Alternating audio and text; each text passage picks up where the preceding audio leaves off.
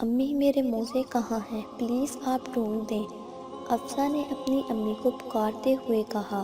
افسا تم سے کتنی بار کہا ہے کہ موزے دراز میں رکھا کرو، مگر تمہاری سمجھ میں کوئی بات نہیں آتی، ہر چیز ادھر ادھر پھینک دیتی ہو، اس کی امی نے کہا۔ امی اچھا اب نہیں کروں گی، ابھی تو ڈھونڈ دیں، مجھے اسکول کے لیے دیر ہو رہی ہے۔ یہ دیکھو تم نے صوفے کے نیچے پھینک دیے تھے اور پریشان ہو، خود ڈھونڈ نہیں سکتی۔ امی نے افسا کو ایک چپت لگاتے ہوئے کہا، اپنی اس عادت کو ختم کرو۔ کلاس میں تیسرا پیریڈ چل رہا تھا اور مس لیکچر دے رہی تھی۔ اس وقت پرنسپل صاحبہ کلاس میں داخل ہوئیں تو سب بچوں نے انہیں ادب سے سلام کیا اور پرنسپل نے انہیں بیٹھنے کا اشارہ کیا تو تمام بچے بیٹھ گئے۔ پرنسپل نے کہا، بچوں آپ سب کے لیے ایک خوشخبری ہے، ہفتے کو آپ سب کو اسکول انتظامیہ کی طرف سے پکنک پر لے جایا جا رہا ہے۔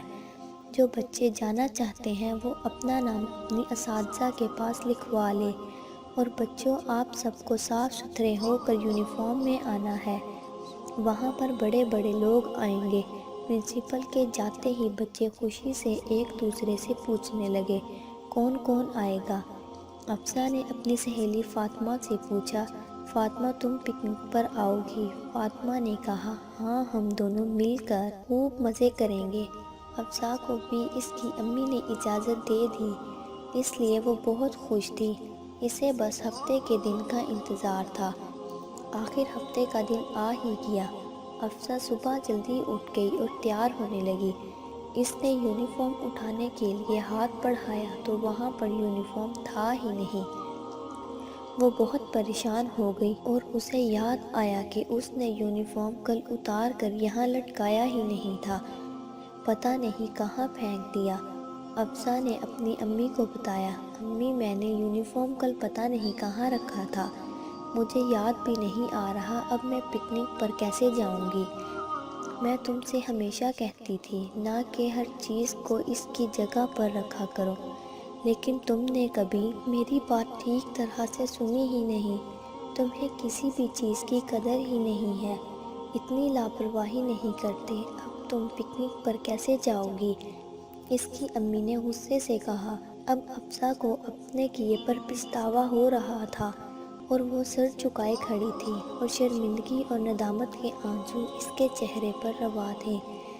امی مجھے معاف کر دیں، میں نے آپ کی بات نہ مانی اور ہمیشہ لاپرواہی کرتی رہی، آج اس کی سزا مجھے مل گئی، اب میں پکنک پر بھی نہیں جا سکتی ہوں۔ افسا نے روتے ہوئے اپنی امی سے معافی مانگی۔ مجھے خوشی ہے بیٹا کہ تمہیں اپنی غلطی کا احساس ہو گیا ہے، اور امید ہے کہ تم آئندہ اپنی ہر چیز کا خیال رکھو گی۔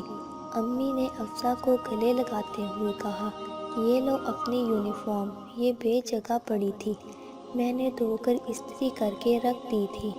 افسا یہ سن کر اپنی امی سے لپٹ گئی اور کہنے لگی، آئندہ میں ایسی غلطی نہیں کروں گی جس سے آپ کو بھی پریشانی کا سامنا کرنا پڑے۔ افسا اب اسکول سے آ کر اپنی چیزوں کو اپنی اپنی جگہ پر رکھتی تھی۔ اب یہ سب کچھ دیکھ کر اس کی امی بہت خوش تھی۔